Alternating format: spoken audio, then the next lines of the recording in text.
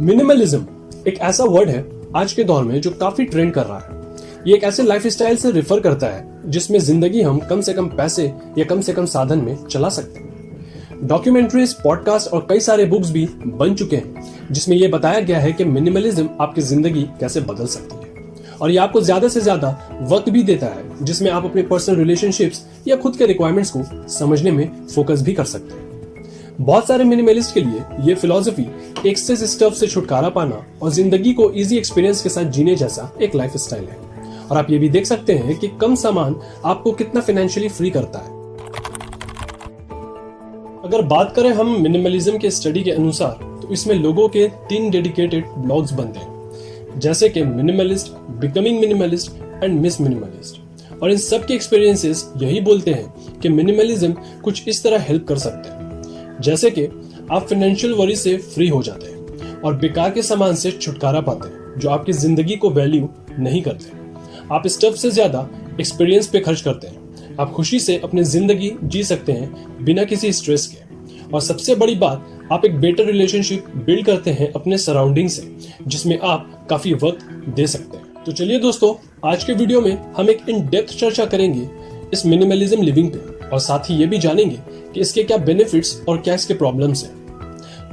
Video शुरू करने से पहले एक रिक्वेस्ट हमारे व्यूअर्स से कि ऐसे कंटेंट प्रेजेंट करने में काफी मेहनत लगते हैं सो दैट आप तक एक इंफॉर्मेटिव और एक हेल्पफुल कंटेंट हम पहुंचा सकें। और हमारी बस यही एक्सपेक्टेशन होती है कि हमारे व्यूअर्स हमें लाइक करें, शेयर करें और हमारे चैनल को सब्सक्राइब करें सो दैट हमें आगे काम करने का एक मोटिवेशन मिले।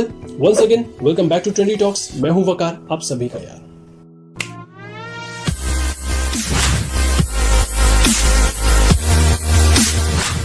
Famous minimalist experts Joshua Fields Millburn और रेयान निकोडेमस मिनिमलिज्म को ग्रो करने में बहुत मदद करते हैं। उन्होंने अपने डॉक्यूमेंट्री, पॉडकास्ट और उनके नेशन वाइड टूर के जरिए दुनिया भर में लोगों को 90 आउट ऑफ 90 रूल्स का मिनिमलिस्ट एप्लीकेशन समझाया। इस रूल में यह होता है कि जब किसी साधन को हम 90 डेज तक यूज नहीं करते तब हमें यह विचार करना होता है कि क्या हमें उस साधन का कोई भी यूजेज अगले 90 डेज में होगी भी। उसकी कोई प्रोबेबिलिटी यदि ना हो तो it's better to let it go. दोस्तों, ये एक फैक्ट है कि अक्सर हम सपने बड़े देखते हैं जबकि हमारी आमदनी काफी कम होती है। ज्यादातर लोग अपनी जिंदगी को मुश्किल इसलिए भी बना लेते हैं क्योंकि उन्हें दिखावा करना होता है या फिर किसी रईस लोगों की लाइफस्टाइल को कॉपी करने का शौक हो। यदि आप मिनिमलिज्म की मानो तो काफी सिंपल लाइफ अपने छोटे स्टफ्स के साथ एक अफोर्डेबल और छोटे से हाउस में भी जी सकते हैं।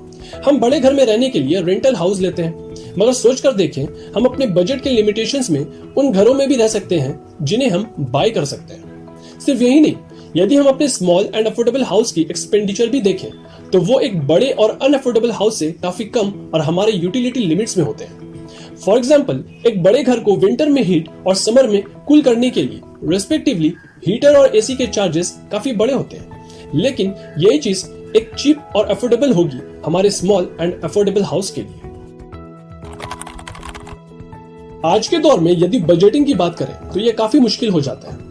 अगर आज के बजटिंग को हम पिछले जनरेशन के बजटिंग से कंपेयर करें तो ये क्लियरली समझ आता है कि हमने सुविधाओं के साधन को बढ़ाने के साथ साथ कहीं ना कहीं अपने लाइफ की कॉम्प्लिकेशंस को भी बढ़ा लिया है। फॉर एग्जाम्पल, इन दिनों कोविड के समय हम ऑनलाइन क्लासेस और वर्क फ्रॉम होम को प्रेफर करते हैं, जिसके लिए हमें एक स्टेबल नेटवर्क और उसके साथ साथ इंटरनेट बिलिंग को भी अपनी बजट लिस्ट में ऐड करना पड़ता है। सिर्फ यही नहीं, इसके साथ एक अच्छे मोबाइल फोन, लैपटॉप या किसी डेस्कटॉप की भी नेसेसरी रिक्वायरमेंट हमें हो जाती है। अगर हम हमारे देश की बात करें तो बहुत ही स्मॉल पॉपुलेशन के पास ये फैसिलिटी को अफोर्ड करने की क्षमता होती है, मगर आज भी देश की एक मेजॉरिटी इतनी गरीब है जो ऐसे फैसिलिटीज अफोर्ड करना तो दूर, अपने परिवार के लिए कोरोना काल में लीस्ट ट्रीटमेंट भी अफोर्ड नहीं कर पाते।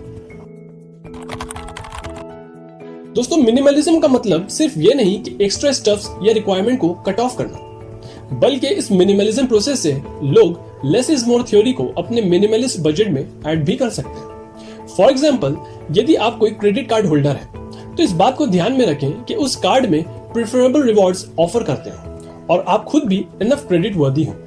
इसमें फायदा यह है कि किसी प्रकार के बिल पे करने पे आपको रिवॉर्ड अर्न होगी और आपको ये चिंता नहीं करना पड़ेगा कि आपके कौन से कार्ड किस बिल से लिंक्ड होते हैं। दूसरी चीज होती है बैंक अकाउंट। एक यूजर के लिए एक चेकिंग अकाउंट और एक सेविंग अकाउंट, वो भी इमरजेंसी फंड के लिए, इज इनफ।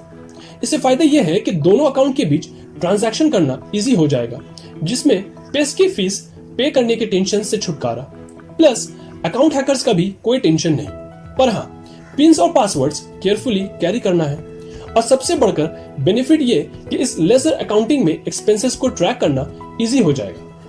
अब यहाँ सवाल ये उठ सकता है कि ये बजटिंग फैसिलिटीज सिर्फ एक ही टाइप के पर्सन के लिए ग्रीन सिग्नल है। तो चलिए बात करते हैं कि मिनिमलिज्म से जुड़े कुछ ऐसे प्रॉब्लम्स जो कि एक कॉमन मैन के लाइफ में कॉम्प्लिकेशंस का रीजन बन सकते हैं। दोस्तों, हमें यह भूलना नहीं चाहिए कि शौक और जरूरत दो अलग चीज है। एक सिंगल पर्सन के लिए यह पॉसिबल नहीं कि वो अपने शौक और जरूरत अलग अलग, वो भी एक मिनिमलिस्ट बन के पूरी कर सकते हो। दूसरी तरफ एक परिवार जहां 4 लोगों की अलग शौक और जरूरतें हों, उनके लिए भी मिनिमलिस्ट होना एक बड़ा जोखिम बन सकता है। चलिए इस बात को थोड़ी गहराई से समझते हैं। एक वर्ल्ड वाइड फंडा है कि चीजों को बल्क में खरीदने से हम पैसे सेव कर सकते हैं, पर यह तब पॉसिबल है जब आप एक बड़ी फैमिली या एक बड़ी यूटिलिटी के लिए खरीद रहे हो। मगर एक मिनिमलिस्ट के लिए यह फंडा एक इशू बन जाता है जब उनके बल्क में खरीदे कंपाउंड्स ही नहीं बल्कि उनके छोटे एलिमेंट्स भी वेस्ट हो जाते हैं। फॉर एग्जाम्पल, अगर हम बात करें फूड आइटम्स की, तो मिनिमलिस्ट के लिए बल्क फूड आइटम्स ही स्टोर करना एक मुश्किल नहीं, बल्कि उनके स्पाइसेस जिनके लिमिटेड शेल्फ लाइफ होते हैं, उन्हें भी स्टोर करना एक इम्पॉसिबल टास्क हो जाता है। जैसे कि हम जानते हैं, मोस्टली स्पाइसेस कंटेनर्स में आते हैं, और यदि कंज्यूमर उसे एक स्पेसिफिक रेसिपी के लिए यूज कर रहा है, तो इस बात की प्रोबेबिलिटी अक्सर ज्यादा होती है कि ऐसे स्पाइसेस एम्प्टी होने से पहले ही एक्सपायर हो जाते हैं, क्योंकि एक सिंगल व्यक्ति के लिए यह पॉसिबल नहीं है कि वो एक ही डिश रोज प्रिपेयर करके खाए, सिर्फ इसलिए कि वो उन स्पाइसेस को पूरा यूटिलाइज कर पाए। ऐसे में एक मिनिमलिस्ट के लिए यह नेसेसिटी होती है कि वो सिर्फ और सिर्फ जरूरत की चीजें ही खरीदे, जिसे वो कंप्लीटली यूटिलाइज कर पाए। कहते हैं minimalism is a theory based on experiences rather than things. इसका मतलब यह है कि एक rich minimalist can experiment everything, पर एक गरीब फैमिली हेड जिनके पास इतने पैसे नहीं होते कि वो एक्सपेरिमेंट करें। फॉर एग्जाम्पल, एक रिच मिनिमलिस्ट को लाइफ एंजॉय करने के लिए लोगों से इंटरेक्शन की कुछ खास जरूरत नहीं है। उनके पास इनफ वेल्थ होते हैं जिससे वो अपने लाइफ में मिनिमलिज्म एक्सपीरियंस कर सकते हैं, जैसे कि ट्रैवल करना, किसी होटल जाना या थिएटर जाना। ये सब एक लाइफ एक्सपीरियंस है, और ऐसे एक्सपीरियंस के लिए 2 कंडीशन होते हैं, ईदर दे कॉस्ट मच और requires much accumulation of things, और ये दोनों ही एक लो इनकम फोक के लिए अनअफोर्डेबल होता है। एक कहावत तो सबने सुनी होगी कि जिनके पास दांत नहीं होते, दांतों की कदर उनसे पूछो। यह कहावत एक लो इनकम वाले व्यक्ति के लाइफ को दर्शाता है। हम में से कई लोग जो कि मिडिल क्लास फैमिली से बिलोंग करते हैं, हमने कभी सिल्वर स्पून को टेस्ट नहीं किया होगा, मगर अपने मेहनत से जो थोड़ा भी कमाया उसके अहमियत को बेहतर समझते हैं। हम में से कुछ लोग ऐसे भी होते हैं जिन्हें जिन चीजों की जरूरत नहीं, उन्हें वो सेल आउट भी नहीं करना चाहते, बल्कि उन चीजों को वो या तो मेमोरी के तौर पर रखना पसंद करते हैं या फिर अपने नेक्स्ट जनरेशन को विरासत कर देते हैं। अब ऐसे सोच के साथ मिनिमलिज्म के 90 आउट ऑफ 90 वाले रूल को प्रैक्टिस करना इम्पॉसिबल हो जाता है। दोस्तों, क्लियरली कहूं तो इस पॉइंट का मतलब एक छोटे फ्रेज में आप समझ सकते हैं, and that is quality over quantity.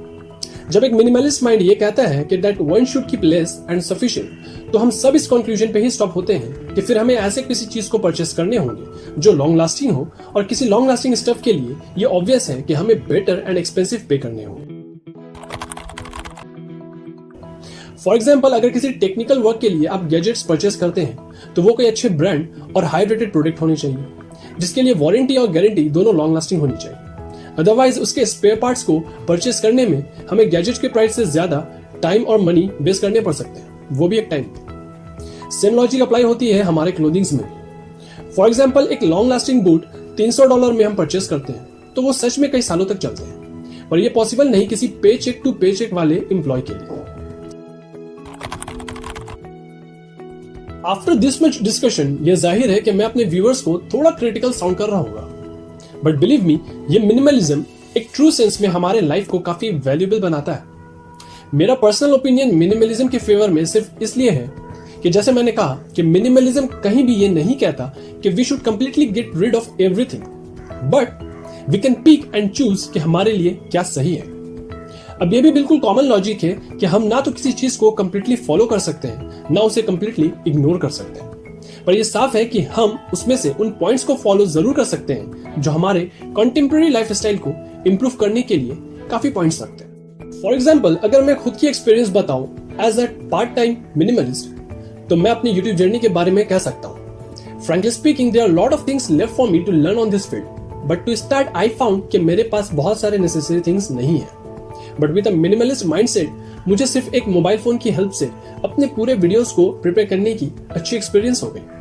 आप देख सकते हो that I don't carry any costly microphone or any huge camera to shoot. Before purchasing anything, मैं ये सोचता हूँ कि whether it is my need or it carries no value to my life. Being a minimalist एक mental development भी होती है। वो ये कि आप लाइफ में अननेसेसरी खर्चों से बच जाते हो और आपको लाइफ में सिर्फ पैसे ही नहीं बल्कि थोड़े दिमाग भी लगाना आ जाता है। वेल दोस्तों, आप भी चाहो तो अपने लाइफ में मिनिमलिज्म ट्राई कर सकते हो। पूरी लाइफ में नहीं, लेकिन कुछ चीजों में, जैसे कि इस वीडियो में थोड़ी मिनिमलिस्ट बन जाओ। इस वीडियो को लाइक कर दो। अगर इस वीडियो को पूरा देख चुके हो या समझ चुके हो तो अपनी राय कमेंट बॉक्स में दे दो। वीडियो पसंद आए हो तो इसे आगे शेयर भी कर दो, और ऐसे आगे वीडियोस देखने हो कई सारे तो इस चैनल को सब्सक्राइब जरूर कर लेना। फ्यूचर अपडेट्स के लिए हमारे चैनल के बेल आइकन को भी प्रेस कर लेना। मिलते हैं अगले वीडियो में एक नए ट्रेंडी टॉक के साथ। तब तक के लिए टेक केयर एंड जय हिंद।